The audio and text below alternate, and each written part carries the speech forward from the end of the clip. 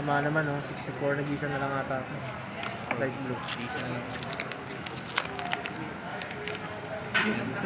Ganda pa sa cellphone ko, ha? Ano ba yan? Check natin ma'am kung may mga gasgas ma'am o may ano siya scratches ha. Yung mismong ano niya sa gilid. Nata mo na yan, por, ha? Okay naman siya ma'am. Pati dito. Dito. Adapter, original naman ito, ma'am. Tapos sa screen niya ma'am, tignan mo wala rin po siyang scratches ma'am. Asa yung cord niya? Yung cord niya ma'am nandito po sa loob. Ay, okay. C2C. Maganda na ma'am. Advanced na po yung carrier natin. Ay, yabang naman. Grabe. Samsung AO664 Light blue.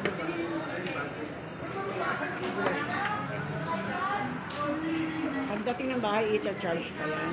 Gamitin niya muna ma'am. Bali 49% yan ma'am, di ba? Okay, meron. Bali May factory charge pa. 15% ma'am o kaya 10% i-charge na natin. 100% before mo gamitin. Sa unang charging lang naman po yun. 100. Opo, 100% po muna ma'am. Pero pag gamitin mo muna to, Gamitin mo muna. pagka nag 10% na lang siya o kaya 15%, saka mo na-charge mo na siya. Okay. Pareho sa akin charger,